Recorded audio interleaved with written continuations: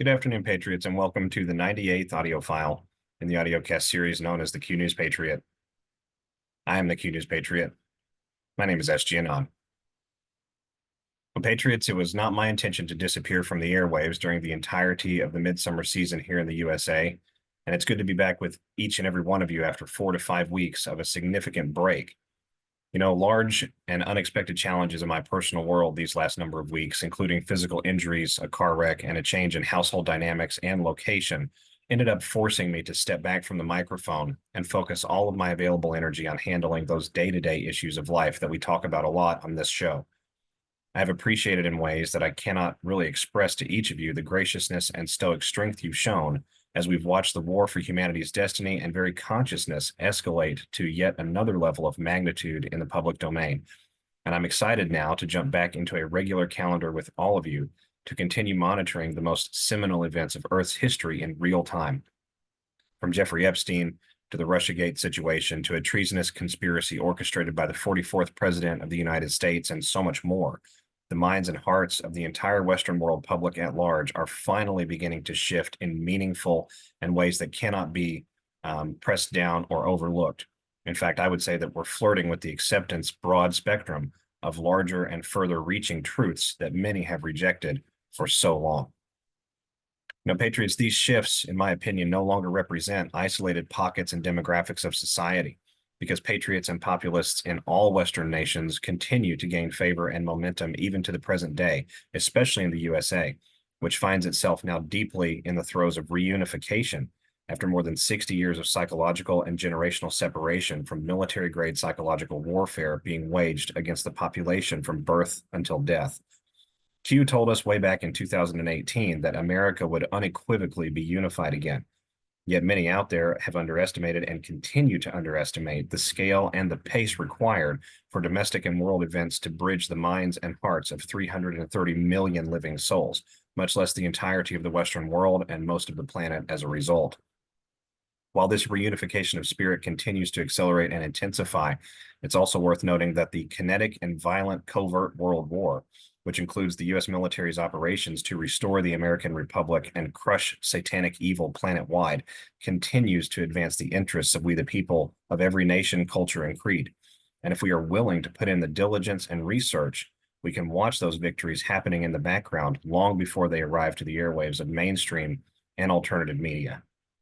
Patriots, we've got a lot to talk about on our file today. Before we get into it, let's go ahead and hear a word from BF7 by Juvenon, and we'll be right back.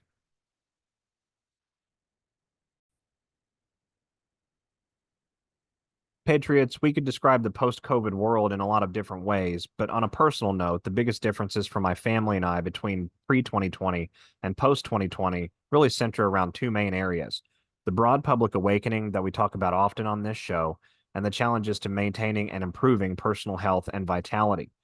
I can't speak for all of you out there, but with respect to that inside our household, one of the biggest changes we've seen over the last 5 years has been a noticeable drop in vigor and energy levels.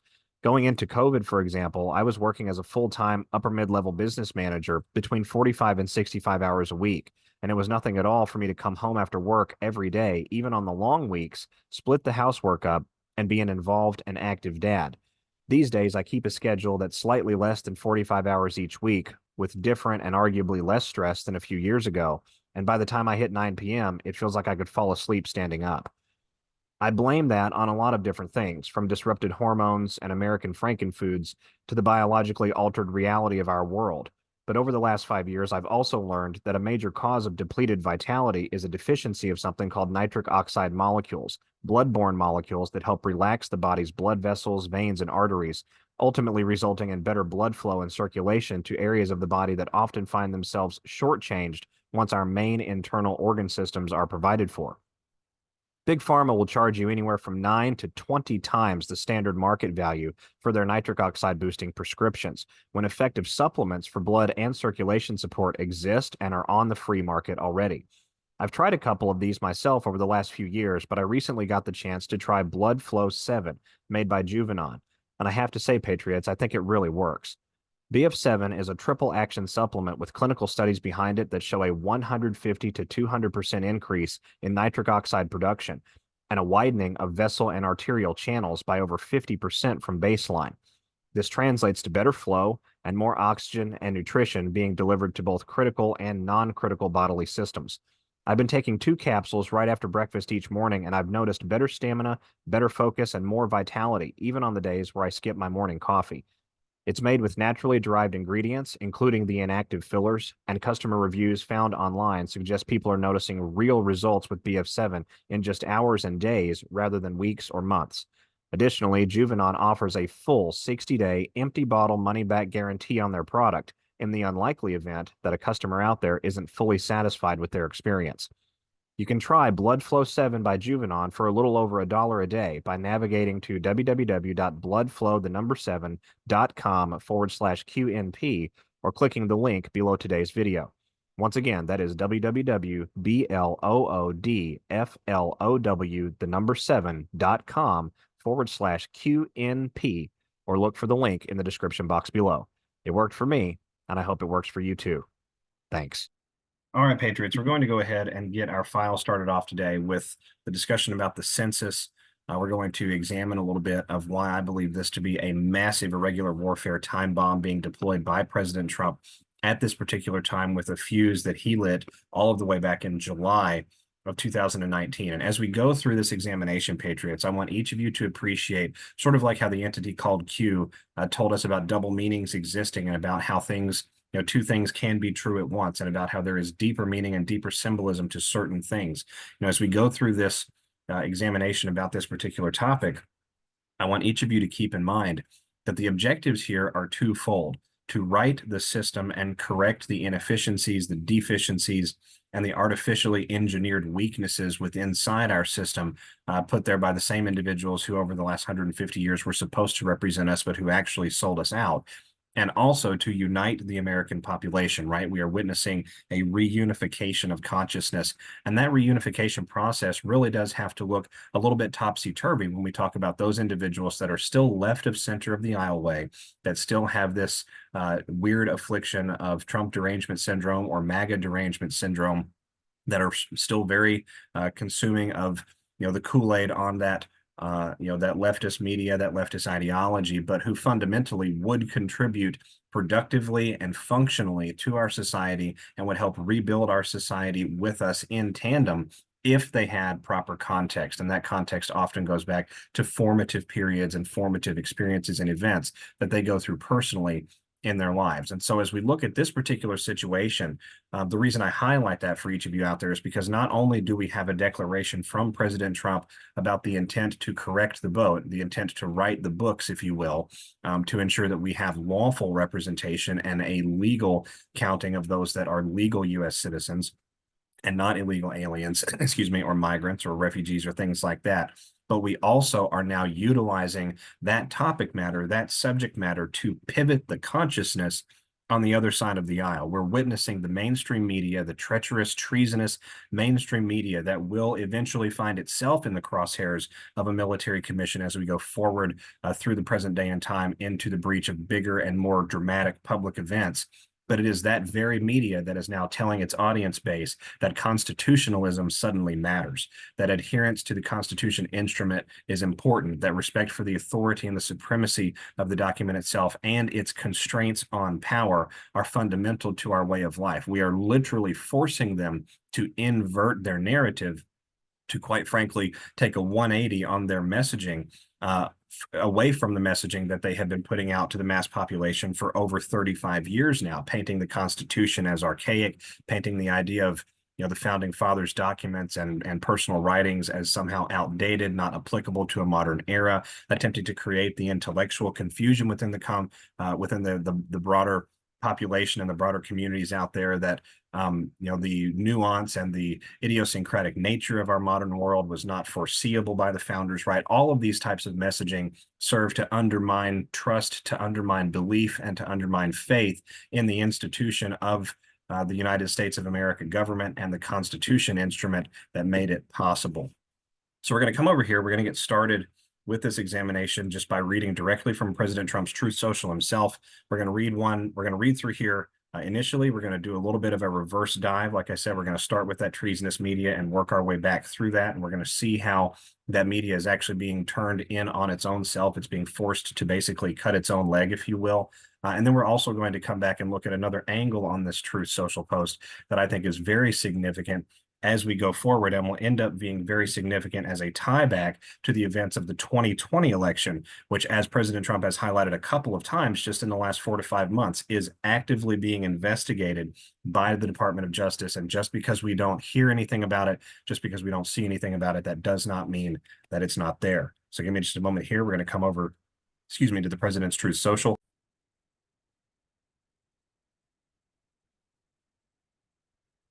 All right, posted the 7th of August, 2025 at 7:22 a.m. Eastern Time. I have instructed our Department of Commerce to immediately begin work on a new and highly accurate census based on modern-day facts and figures, and importantly, using the results and information gained from the presidential election of 2024. People who are in our country illegally will not be counted in the census. Thank you for your attention to this matter. So we've got obviously the surface level direction here. The obvious conclusion, the takeaway at a glance, is that the Department of Commerce will work on a new census, and illegal immigrants, illegal aliens, migrants, refugees, things of that nature are not going to be counted in that particular census. This was an issue actually brought by the first Trump administration, and it was never formally struck down. That's the thing as it pertains to the election process and the question of a census itself. That particular issue was never struck down. So now here we are, attempting to have a census done again, not necessarily for purposes of inclusion of citizenship status on the ballot, but perhaps we're not quite there yet to this 2026 midterm time. But we know that in the lead up to the 2020 election and the election season of 2020, this was a central issue. This was a key issue that actually made it all of the way to the Supreme Court. But again, I purport to say that because of that, and the way that that was done, this has actually been a loaded cannon that has been sat on the sidelines in the background, but never unloaded ever since June, July timeframe of 2019. Now, I want to get to that in just a second, but the first thing I want to highlight for those out there, and this is more normie fuel than anything else, is the level of deception and the manner of deception that is being showcased and put on sort of full display by President Trump himself right now to those individuals out there that are sort of never Trumpers, that find themselves continually captured in this reactive mind control sort of post-traumatic program, and who do not understand the true nature of events and who do not want to understand the true nature of events, right? We have to hammer and sledgehammer on that consciousness as much as we can in a way that is appropriate and still allows an organic discovery, an organic exploration of one's own conclusions to occur. And as we see this process unfolding, I think it's on full display that the mainstream media actually becomes an unwitting cog, if you will, or a forced assistant in this process. So coming over here to npr.org, obviously this article coming the same day, just about an hour later, after President Trump's post on TruthSocial. Trump wants a new census to exclude people here illegally. It'd be unprecedented. Coming down here with preparations for the 2030 census already underway, President Trump said Thursday he has instructed his administration to start work on a new census.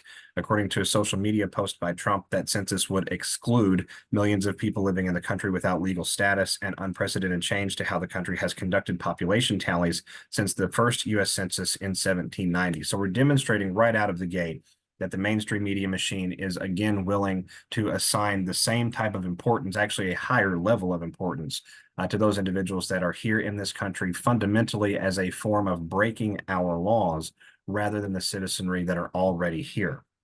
Coming a little bit further down, the 14th Amendment requires the whole number of persons in each state to be included in a key set of census numbers used to determine how presidents and members of Congress are elected.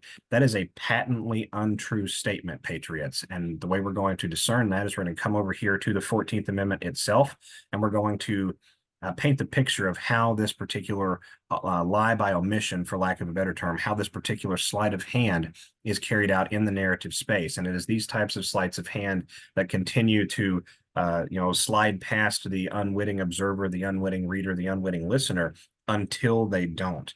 And when they don't, and someone goes and actually looks at things for themselves and sees how simple it is not only to obtain the information themselves, but also how different and how much more easily understandable it is when coming from a primary source, and the level of manipulation applied to those sources that have always applied to those sources by those information outlets that they've always gotten their information from. You're talking about permanently destroying the legacy media institutions, the organizations associated with information consumption over the last 120 to 150 years, permanently in the minds and hearts of the people. So taken from Congress.gov, 14th Amendment, Section 1, all persons born or naturalized in the United States and subject to the jurisdiction thereof are citizens of the United States and of the state wherein they reside.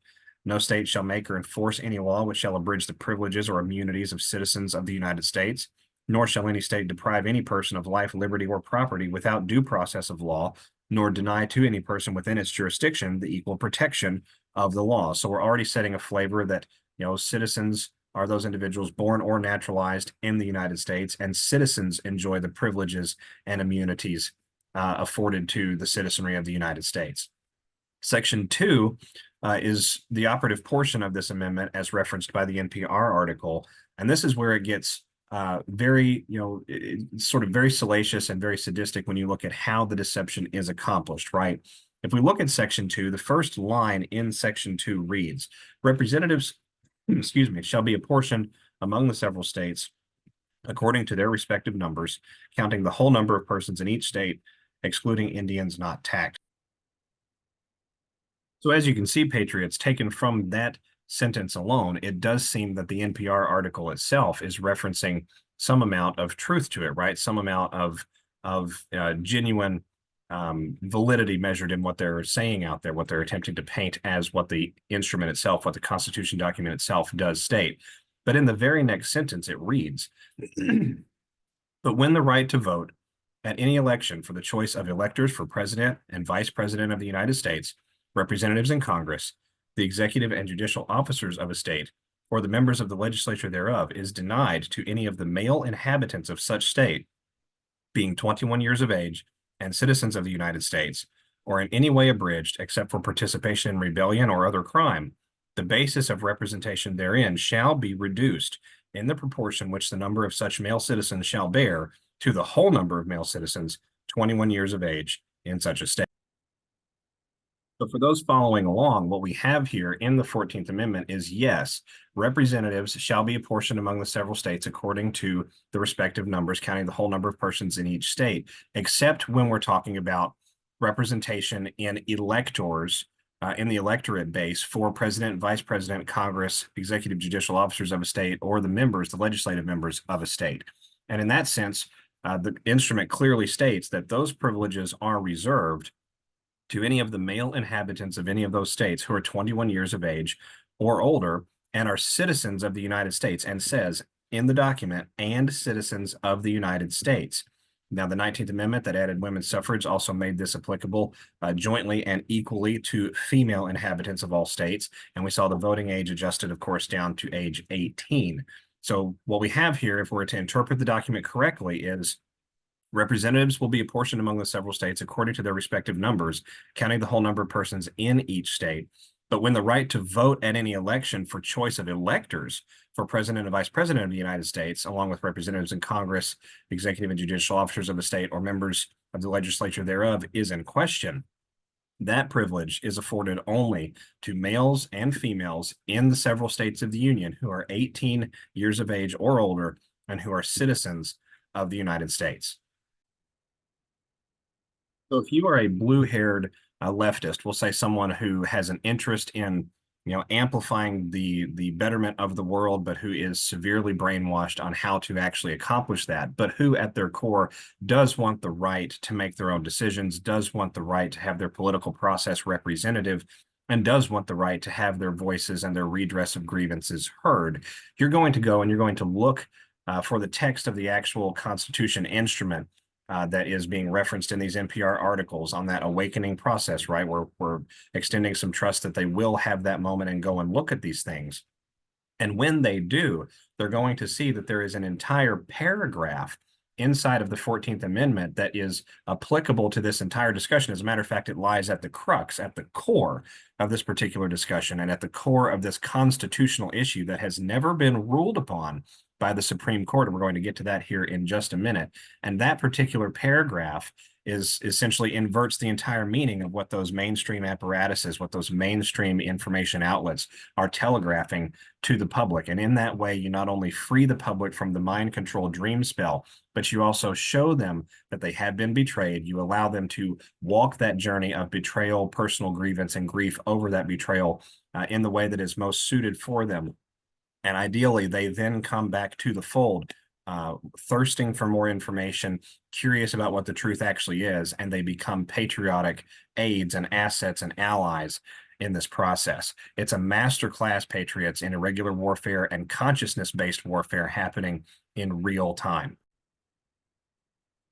And while it is an incredible maneuver from the irregular warfare lens and the consciousness warfare lens, Patriots, when we talk about psychological warfare and consciousness-based operations out there in the public for, it is also exemplary of what is achievable when special compartmented operations of a low intensity variety are placed into motion in the background and allowed for their component parts to sort of gestate, much like you would plant a seed in the ground for harvest at a later time, right? Preparation over time, and then allowing the passage of time to help mask the very preparations being made. That's exactly what we're seeing on full display with this call for a new census. And in my opinion, Patriots, this is setting us up for the Supreme Court of the United States to not only rule on the merits of who can participate in United States elections, but also to rule on the merits of what constitutes proper apportionment inside the several states of the union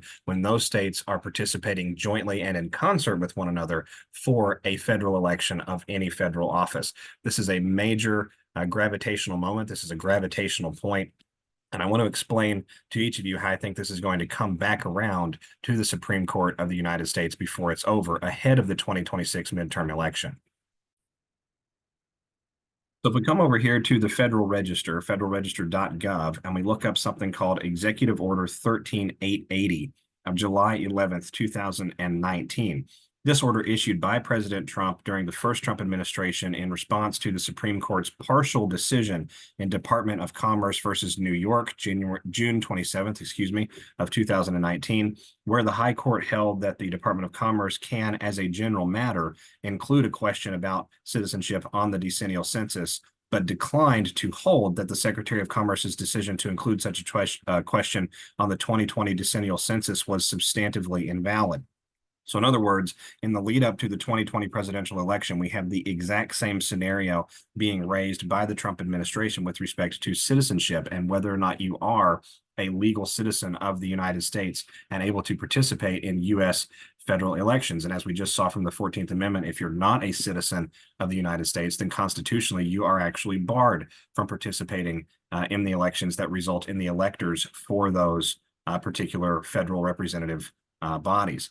So coming over here to this executive order, we're going to read a little bit more from this, and then we're going to tie it over to the present day and time. The ruling from the High Court was not surprising, given that every decennial census from 1820 to 2000, with the exception of 1840, asked at least some respondents about their citizenship status or place of birth. In addition, the Census Bureau has inquired since 2005 about citizenship on the American Community Survey, which is a separate questionnaire sent annually to about 2.5% of households. The court determined, however, that the explanation the department had provided for including such a question on the census was, in the circumstances of that case, insufficient to support the department's decision. I disagree with the court's ruling because I believe the department's decision was fully supported by the rationale presented on the record before the Supreme Court. And again, Patriots, I remind you that the court declined to hold that the Secretary's decision to include such a question on the 2020 census was substantively invalid. So in other words, the question of whether or not we can ask someone if they're a citizen for purposes of census collection, and later on, of course, by extension, for purposes of participating in a U.S. federal election, the Supreme Court did not rule that was not allowed. The court's ruling, however, has made it impossible as a practical matter to include a citizenship question on the 2020 census questionnaire. After examining every possible alternative, the Attorney General and Secretary of Commerce have informed me that the logistics and timing for carrying out the census, combined with delays from ongoing litigation, leaves no practical mechanism for including the question on the 2020 census. If we come down here just a little bit more, Patriots, further down in the order, actually quite a bit further down in the order, there's reference to another Supreme Court case from 2016 discussing redistricting. Stated here, it may be open to states to to design state and local legislative districts based on the population of voter-eligible citizens. In Evenwell versus Abbott, 136 Supreme Court 11/20/2016, the court left open the question whether states may draw districts to equalize voter-eligible population rather than total population. So again, the court has left open the question, how does districting work? How does citizenship, as it pertains to the census and by proxy and by extension, the electoral process, how does that work? How's that going to work? The Supreme Court has never ruled on this, Patriots. But one of the things that we did in 2019 was we exhausted some of that administrative ammunition, that procedural ammunition that is left over and kept in reserve on behalf of the bureaucratic deep state nightmare that masquerades as our lawful government, right? We forced them to go ahead and show their hand. We forced them to declare how they feel, how they believe, what may or may not be true about something. And we also gave them the option to leave that open, and it was left open for us later on down the road. And so here we are. In the last couple of weeks, we've seen a number of different narratives surrounding the public forum, even prior to this census announcement from President Trump, discussing redistricting and the need to redistrict certain areas based on legal versus illegal population demographics, based on mapping of voter eligible populations inside certain states, especially red states. So this issue, and we're seeing gerrymandering, thrown around from both sides, accusing the other one, of course, of gerrymandering in their favor. So we have the conditions ripe nationally to not only have the high court weigh in on this issue, but also have the high court address the security of this issue long-term into the future. Federal apportionment is a real thing. We have to have an accurate apportionment and an accurate representation for this country, or we cannot call ourselves a representative republic. And that representation has to be in alignment with the lawful inhabitants, currently the legal citizens of that territory. Continuing in the executive order here, some states, such as Texas, have argued that jurisdictions may, consistent with the Equal Protection Clause, design districts using any population baseline, so long as the choice is rational and not invidiously discriminatory.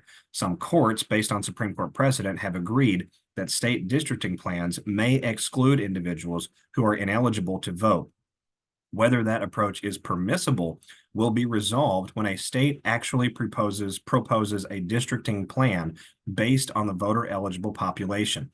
What are we seeing a number of red states undertaking right now in the present day and time, Patriots? They're moving to declare exactly those types of redistricting plans.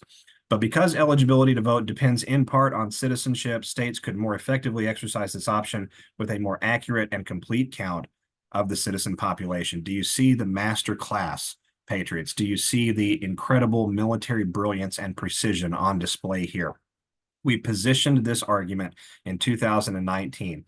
We allowed the continuity of government period to showcase to the nation the actual issues and problems in pretty deep and salacious ways, many of those ways getting deeper and more salacious as we go on in this process. Now the country is stirring and waking up, and waking up at large by many hundreds of thousands and millions rather than just isolated pocketed numbers. And at the same time that is occurring, we have movement at the political level to force these same questions back into the Supreme Court's pulpit, back into the court, if you will, the volleying back and forth court of the Supreme Court itself. And so what we're going to have as a result of this process, Patriots, in my opinion, is not only precedent, not only conclusive Supreme Court wisdom and precedent on these issues going forward in our system, but we are also going to witness the complete kneecapping of the Democrat Party as a result, due to the disproportionate, and I mean truly disproportionate, amount of representative apportionment on favor of Democrats as it pertains to the non-citizen population. This is the public beginning, the public undoing of the Democrat Party in the United States of America. A lot of people are worried about the things that Elon Musk has, said and done and undertaken with respect to the America Party.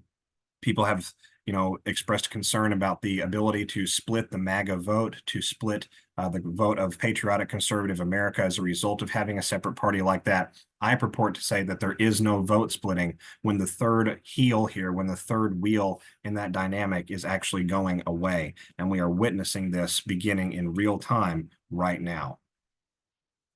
And Patriots, when we talk about more salacious issues and more salacious awakenings, I think we have to also keep in mind the types of criminality that the Democrat Party itself has participated in, and a lot of members of the Republican Party and the Republican caucus as well on the other side. We're not talking about just financial corruption. We're not talking about just electioneering.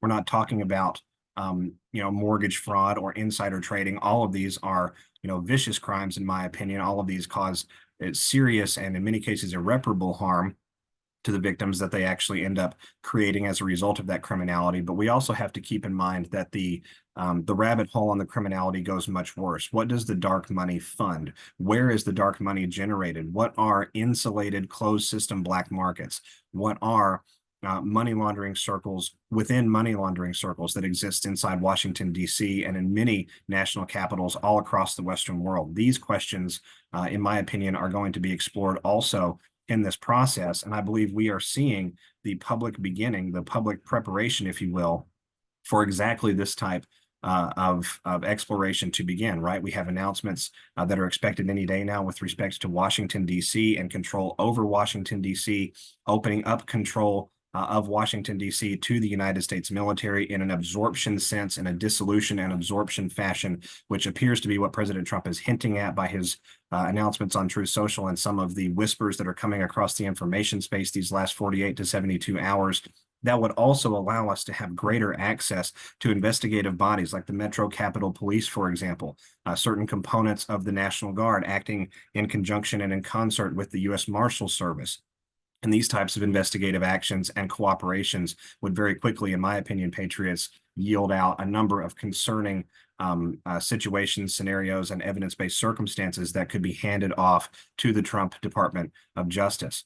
One of the things that I think is going to come as a result of all of this, and I think this is one of the reasons that President Trump wanted the 2024 election data also utilized in preparation for this census that he was talking about on his TruthSocial just a couple of days ago, is because a great deal of that is going to tie back to and is going to expand the awareness of the general public with respect to child kidnapping and the facilitation of human and migrant trafficking and smuggling, right? We know that the manpower needed, the labor hours and the foot power needed to overthrow the government of the United States by way of mail-in ballots, for example, would almost certainly have needed to include illegal or exploitative style labor.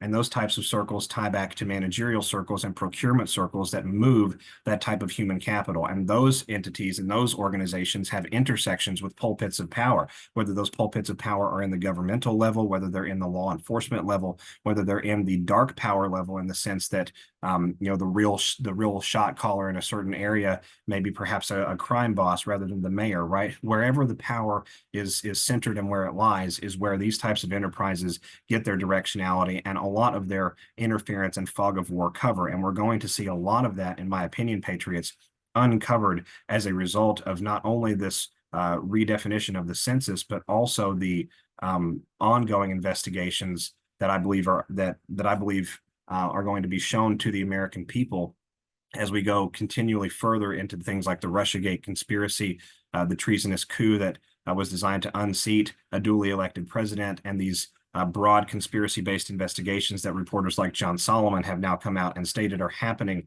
in the background. And it would not surprise me if we see someone from the administration in the coming days or weeks talk about the need for the public to be patient with respect to some of these ongoing investigations, because they're going to be continuation investigations of other investigations over the last 4 to 7 years that were not fully closed off and were not fully concluded. And I think that's something we have to keep in mind, right? We do not have conclusive reports and finality with respect to some of those anti-corruption investigations. And all we need to do is track the sealed indictment tracker online coming from DOJ in conjunction with the seized assets from the treasuries own webpage of the Office of the Comptroller to really appreciate just how significant some of these investigations and this criminality may actually be. You know, when we go and look up things related to the 2024 election pertaining to the National Guard and the United States military, and as we've followed along on this show for a long time, one of the things we have to keep in mind is that the military has been consistently monitoring the electoral process in the United States since at least 2016. We have Paul Nakasone, former commander, I believe, of Cyber Command, to thank for confirmation of that from a tweet way back in 2018. But the military also happens to track not only election data, but also the activities of the domestic population with respect to securing the homeland, right? With respect to understanding that if a terrorist attack is being planned for a particular area or in a particular manner, that the military would have the capability to surveil and interdict that. And much of that same criminality is going to be overlapping in the sense that you have the same useful idiots and the same organizational players on the street level and in the actual kinetic movement level that are committing all of these different forms of criminality, and who can be eventually tied up in a broader conspiracy operation, not only to commit crimes against humanity and war crimes against the American people, but also to treasonously overthrow and sell out and disempower the electoral process itself inside the United States. If you come over to just any standard search engine and you start talking about cyber activation of National Guard units prior to the election of November in 2024, you'll find a number of very, very interesting intersections and very, very interesting events that occurred literally in the lead up to that election, 35 and 40 days out from the election itself. One of those lead ups happens to be the 228th Cyberspace Operations Group, which happens to include the 119th, 11-9 or 9/11 Cyber Operations Squadron, and the 241st Engineering Installation Squadron, which was created in August of 2024. Additionally, the National Guard was in the process of rolling out new cyber units across various states, including the Army Guard Cyber Protection Teams and the Air Guard Cyber Operations Squadron. In October of 2024, a month prior to the election itself, right around a month prior to the election itself, a new commander assumed command of the Virginia National Guard's 91st Cyber Brigade from Brigadier General Rusty McGuire. So we had a training, a command switch inside the Virginia National Guard's 91st Cyber Brigade right before this process began. That particular brigade is very heavily capable of mapping and electronic data collection and surveillance. And the 91st is, again, the same digits, the same symbolic numerative play as the 119th Cyber Operations Squadron, which was created literally less than 3 months prior to the 2024 presidential election.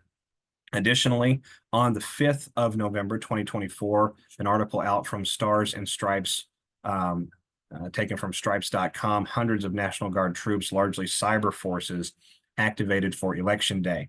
National Guard troops in 18 states and Washington, D.C. had been activated or placed on standby orders by their governors for duty amid fears of a tense Election Day on Tuesday, defense officials said. More than 250 Guard troops had been called by Tuesday to active duty, according to the National Guard Bureau, and another 600 were on standby orders to be activated quickly if various governors deemed them necessary. Air Force Major General Pat Ryder, the Pentagon's top spokesman, told reporters on Monday. Guard officials said almost half the troops activated were cyber specialists who would be embedded to advise and aid election workers on cyber issues, which the National Guard has done in past elections. The other forces were mainly general support troops, according to a defense official.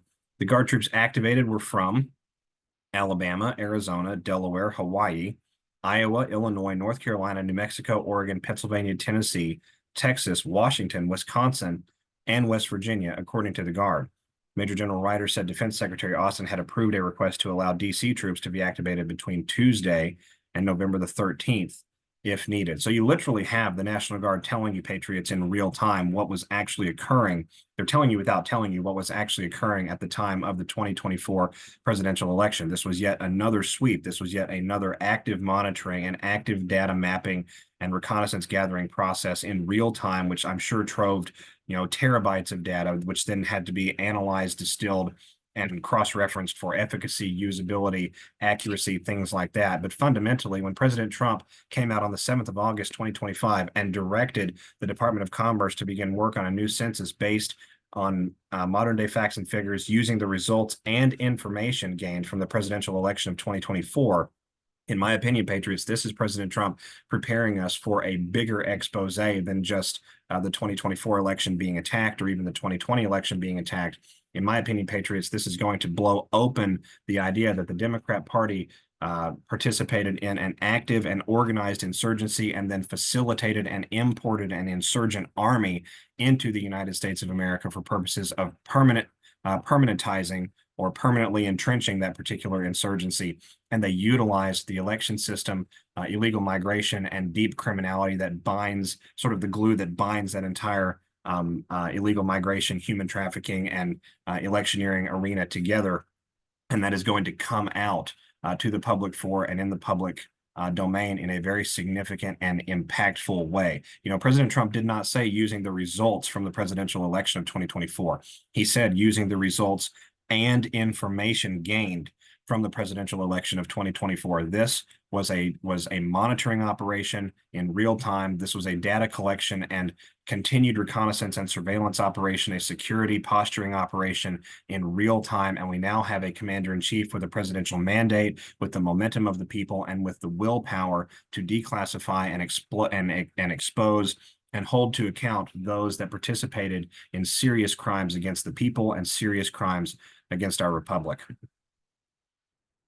And Patriots, we have to keep in mind, it is the commitment of these types of serious crimes, of some very dark crimes against the populations at large and also against the most vulnerable out there amongst us, that drives the need for much of the layers to this criminal behavior spiderweb that we're talking about, right? The need to steal nation-state level elections only exists if the need to stop outside candidates from obtaining power, even temporarily, is itself existential. In other words, you only do that, you only tip your hand to that extent, or risk tipping your hand to that extent, if there are some very deep, very dark, and very far-reaching scenarios and circumstances that are acting as the sinister glue to hold together a group of sycophants, quite literally in a closed system format, to protect their own. And it means, you know, their very survival in many regards, right? Q tells us crimes against children will unite humanity across party lines. When we talk about the layers to criminality that are committed not only against children, but against all victims of human trafficking and human slavery and human experimentation around the world,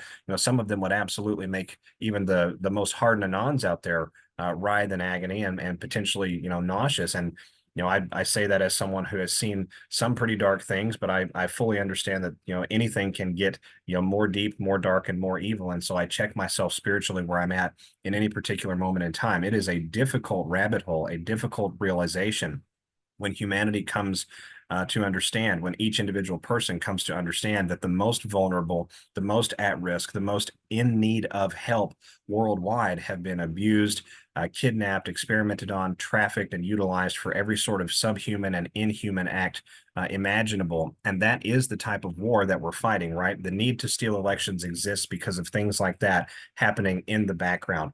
And we're reminded by Q, we were reminded several years ago by Q, that Russia, China, and POTUS are working together in some capacities to destroy the New World Order, to destroy the NWO, right?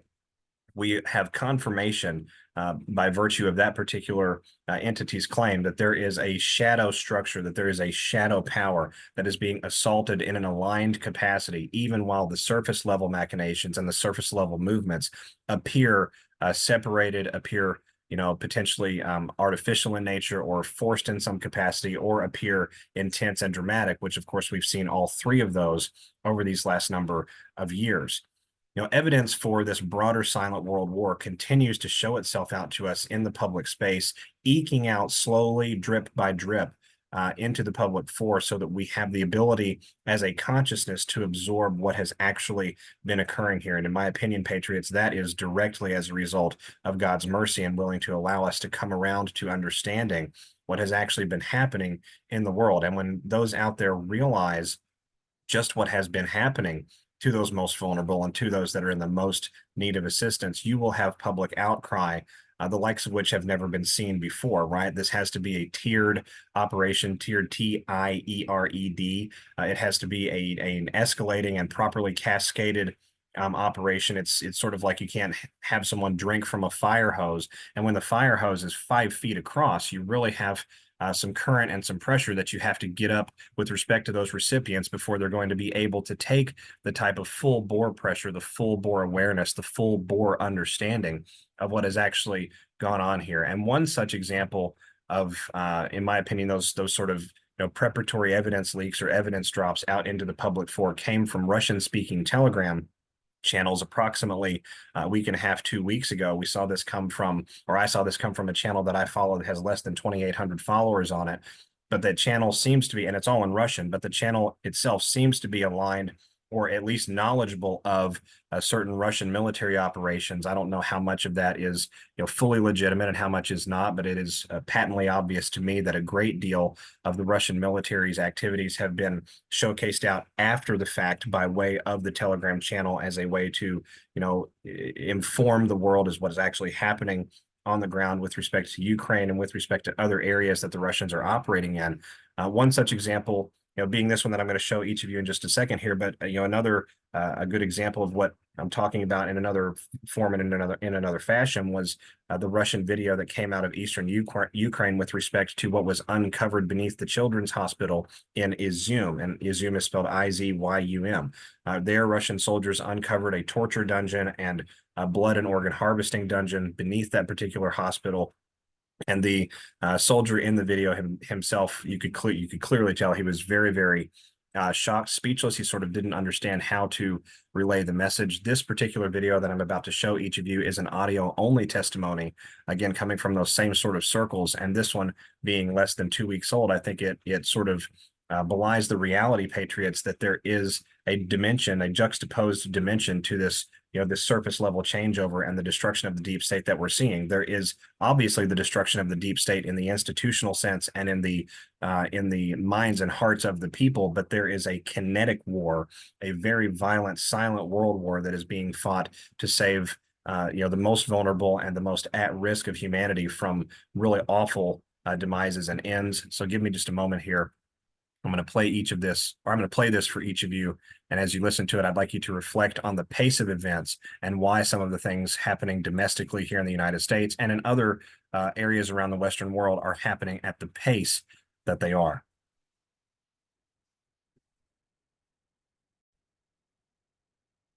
All right, here we go. About a minute and a half. As a soldier of the Russian Federation, and more importantly, as a man who has seen the true face of evil. I serve within Zvezda unit, what you know in the West as Putin's adrenochrome task force, a covert division created under direct presidential authority with one mission: to dismantle the global trade in adrenochrome and bring every last perpetrator to justice. This is not myth, this is not conspiracy, this is war. For months we have been tracking shipments, encrypted sea roads, diplomatic covers, NGO fronts. We've infiltrated clinics in Mariupol, supply caches in Rafah, and listening posts in northern Syria. We have followed the blood trail across borders and through governments. The truth is far worse than anything your media dares to admit, and now we have struck a blow. Last week, under orders from the Kremlin, we intercepted an Israeli vessel attempting to pass through the eastern Mediterranean under Red Cross clearance. It docked near our stronghold at Tartus Naval Base. What we found inside will never be forgotten. Cryogenic storage tanks, medical-grade refinement vats, dossiers with Western names, and over 400 kilos of refined adrenochrome, the largest seizure ever recorded. Based on analysis, the shipment represents the harvested fear and suffering of no fewer than 10,000 children, most of them from Gaza, Ukraine, and Syria. President Putin, he was briefed within the hour. I was in the room. He said nothing for 20 seconds. Then he said only this: there will be no mercy. He sees this not as a police matter, but as a spiritual war, the final confrontation between sovereignty and the satanic elite who feed on chaos, terror, and the innocence of children.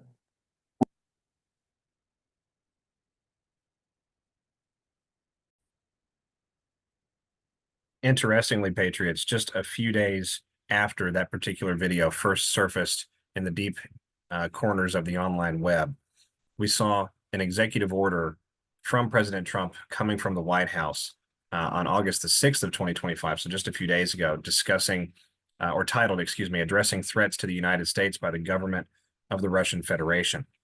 And if you go through this executive order, the primary focus of this order appears to be Russian petroleum, crude oil, and natural gas, right? In other words, pipeline products, products of raw energy transport, and products that are going to be easily exportable and intakeable by other nation states at that nation state level, right? Energy imports and exports are a significant area of international trade. They have to happen quickly, and there's always a market for them.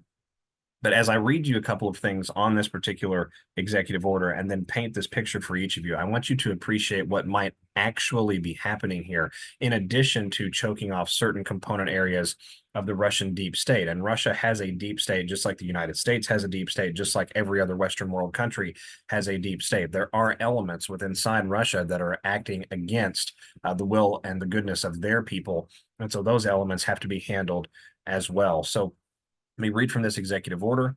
Addressing threats to the United States by the government of the Russian Federation. Executive Order 14066 of March 8th, 2022, prohibiting certain imports and new investments with respect to continued Russian Federation efforts to undermine the sovereignty and territorial integrity of Ukraine, expanded the scope of the national emergency declared in Executive Order 14024 of April 15, 2021, blocking property with respect to specified harmful foreign activities of the government of the Russian Federation, to include the actions taken against Ukraine by the government of the Russian Federation, to address that unusual and extraordinary threat to the national security and foreign policy of the United States. EO 14066 prohibited, among other things, the importation into the United States of certain products of Russian Federation origin, including crude oil, petroleum, and petroleum fuels, oils, and products of their distillation. I have received additional information from various senior officials on, among other things, the actions of the government of the Russian Federation with respect to the situation in Ukraine. After considering this additional information, among other things, I find that the national emergency described in Executive Order 14066 continues, and that the actions and policies of the government of the Russian Federation continue to pose an extraordinary and unusual threat to the national security and foreign policy of the United States. To deal with the national emergency described in EO 14066, I determined that it is necessary and appropriate to impose an additional ad valorem duty on tax on imports of articles of India, which is directly or indirectly importing Russian Federation oil. In my judgment, imposing tariffs as described below, in addition to maintaining the other measures taken to address the national emergency described in EO 14066, will more effectively deal with the national emergency described in that executive order. Now, coming down here, I'm not going to read this entire EO to each of you. You can go to whitehouse.gov/presidential actions under 2025 if you'd like to see this executive order. But if we come down to Section 5, this is where it's very interesting. The Secretary of Commerce, in coordination with the Secretary of State, the Treasury, Secretary of the Treasury, and any other senior official the Secretary of Commerce deems appropriate, shall determine whether any other country is directly or indirectly importing Russian Federation oil. If the Secretary of Commerce finds that a country is directly or indirectly importing Russian Federation oil, the Secretary of State, in consultation with the Secretaries of the Treasury, Department of Commerce, Homeland Security, the United States Trade Representative, the Assistant to the President for National Security, and the Assistant to the President for Economic Policy, shall recommend whether and to what extent I should take action as to that country, including whether I should impose an additional ad valorem rate of duty of 25% on imports of articles of that country. So this is clearly a monitoring operation for the exportation and movement worldwide of Russian Federation petroleum, crude oil, and natural gas products, right? Any fuels that are distilled, fuels, oils, and products that are distilled from crude oil and petroleum from the Russian Federation. Now, I want each of you to step back for a moment and appreciate what the angle is here. Obviously, the angle is financial. Obviously, the angle is economic security from this particular order, but also the angle is to impede a very specific industry, not only within Russia and within Russia's regional sphere of influence, but worldwide as well. And so if you look at Russia's petroleum, crude oil, and natural gas landscape, essentially it's dominated by a group called Gazprom. Gazprom is the largest oil conglomerate inside of Russia. It is majority owned by the Russian government, and it's owned through entities like the Russian Federal Agency for State Property Management, as well as Rosneft and Roskosakaya, which together control over 50% of Gazprom's shares. Now, Gazprom is a very interesting entity because it was formed in the fallout of the collapse of the Soviet Union. It is, again, controlled majority by the Russian government through entities and through subsidiary or interagency cooperatives. But here's where it gets very interesting. Did you know that Gazprom and Dutch oil company Shell used to have a partnership together? Did you also know that the Dutch oil company Shell is responsible and has been tied out to the transportation of the raw product of adrenochrome through parallel pipeline structures that they have around the world, funneling back to the Netherlands and then being essentially loaded up and placed into containers under the auspice of the Dutch company, the Dutch beer company Heineken. And then the barrels themselves, the kegs, if you will, of that particular adrenochrome product were then transported by both Shell and Heineken to various areas to around the rest of the world. So when we look at Gazprom's partnership with Shell and we look at that insider video, again, allegedly, that Telegram testimonial coming from that alleged Russian soldier with respect to what they found on an Israeli vessel, I find that very, very interesting that just a few days after that, we saw President Trump go after exports of Russian Federation oil, petroleum, crude oil, and natural gas, and all of those different fuels and products and derivatives and distillates all around the rest of the planet as well. And if you come over here to the Federal Agency for State Property Management, which is one of the vectors, the vessels by which the Russian government maintains a controlling interest in Gazprom, and that Federal Agency for State Management acts in conjunction of, or acts on behalf of, or as the controlling agency of this group called Rosneft, which is Russian gas, I think is how that translates. You'll have to forgive me, I don't speak Russian.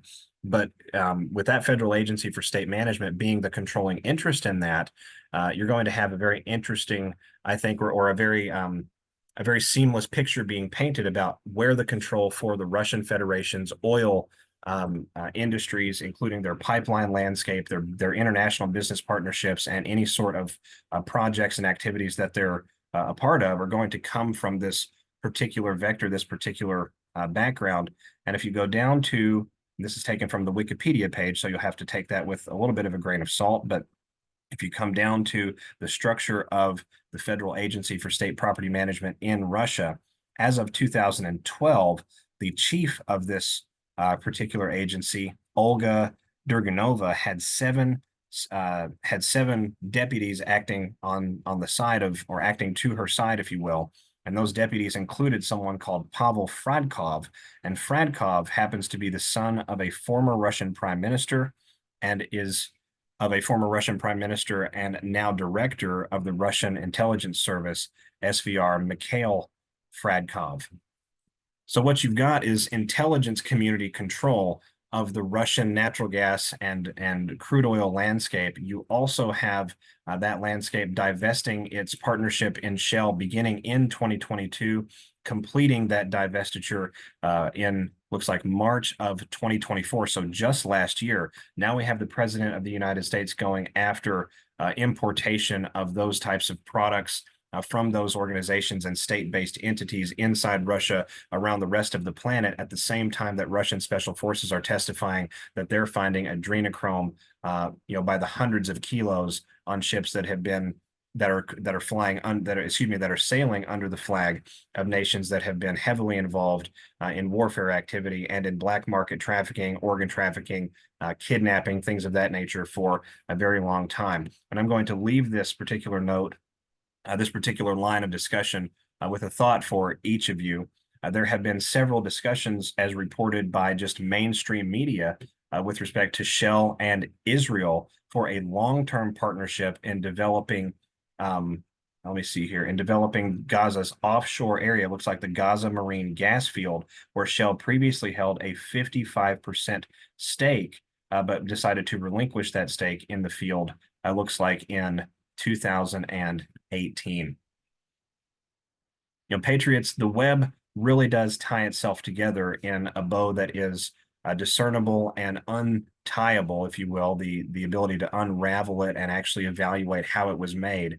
But we have to be willing to step back and appreciate that certain maneuvers not only will serve an institutional or an immediate world need, in other words, a surface level need to right the boat politically, or to right the boat economically, or to self-correct certain areas and arenas of society that are much more far-reaching and much more publicly digestible than other areas. But at the same time, we also have those component areas of the dark underbelly of the world, those operations and activities happening outside of the public view, unreported by the mainstream and alt-stream media, mostly and largely unreported by even the broad landscape of citizen journalists out there, because they are clandestine and that are designed to be covert.